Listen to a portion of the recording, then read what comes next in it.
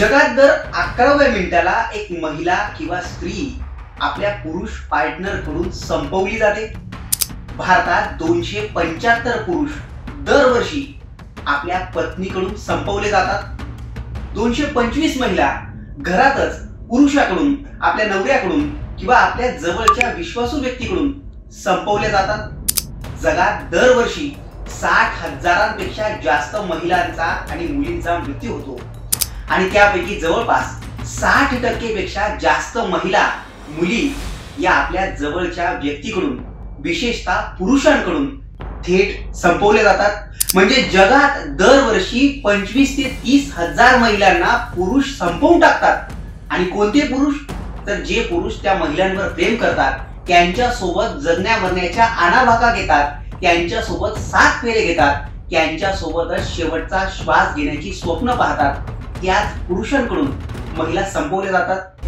पुरुष सुद्धा कधी प्लास्टिकच्या ड्रम मध्ये, कधी कुकर मध्ये, तर कधी हनीमूनला गेल्यानंतर आपल्या पत्नीकडून थेट संपवले जातात। अशा आकडेवाऱ्या जर का मी तुम्हाला सांगितल्या तर तुम्हाला काही वेळासाठी या आकडेवाऱ्यांवर विश्वास बसणार नाही, पण दुर्दैवानं या आकडेवाऱ्या अगदी तंतोतंत खऱ्या आहेत। तुम्हाला ऐकून विश्वास बसणार नाही, पण सध्या आपल्या महाराष्ट्रात नाही, भारतात नाही, तर अख्ख्या जगभरात हेच सुरू आहे।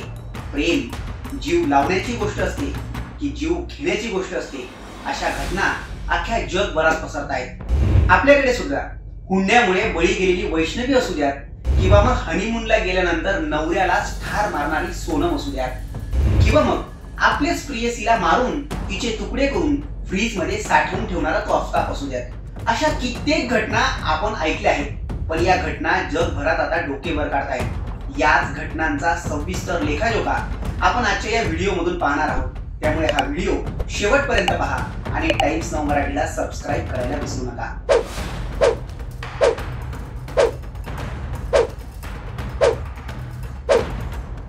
मध्य प्रदेशची सोनम आणि तिचा नवरा राजा, दोघांचं लग्न झालं।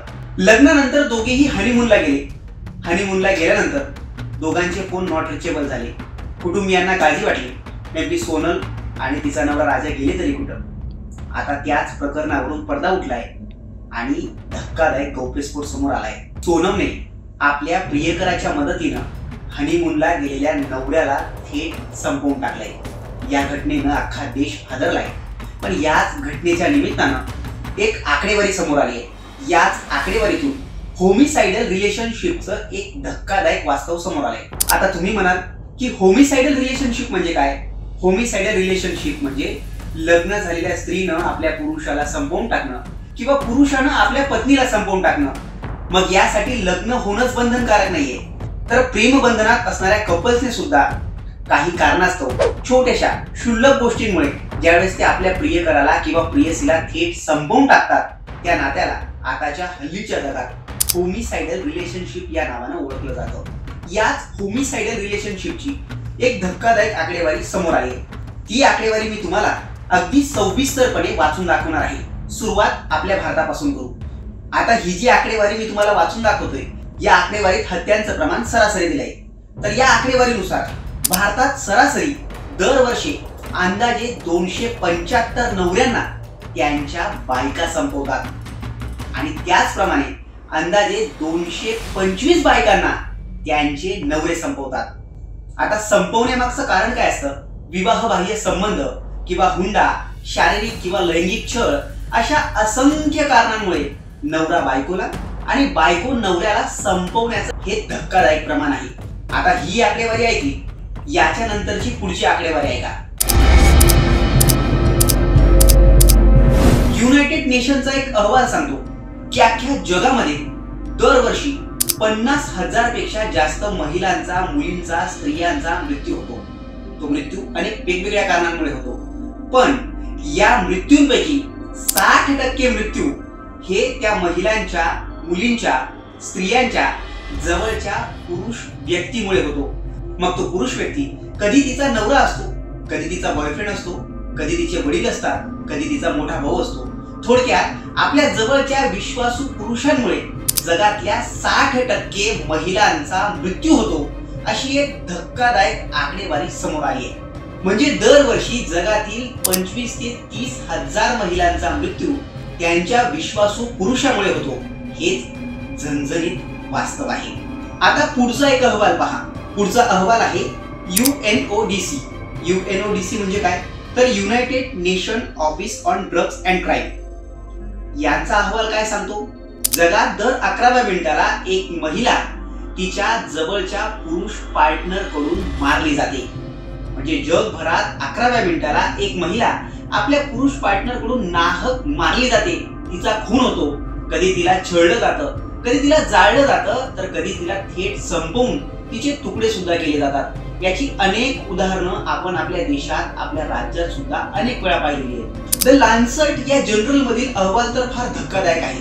हा अहवाल काय सांगतो, तर आपल्या देशातील 60% महिलांच्या हत्या त्यांच्या एक्स पार्टनर कडून किंवा आताच्या पार्टनर कडून होतात.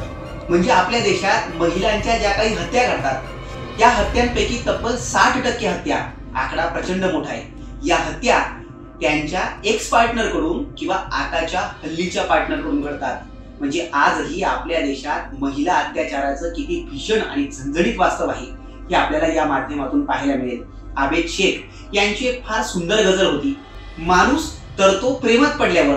पण या सगळ्या हत्या यांचे अहवाल पाहिल्यानंतर माणूस प्रेमात पडल्यावर तरतो की प्रेमात पडल्यावर मरतो असा प्रश्न आपल्याला पडल्या वाचून राहणार नाही. या व्यतिरिक्त पुढचा अहवाल काय सांगतो ते पाहूयात. पुढचा अहवाल पुरुषांच्या बाबतीत आहे.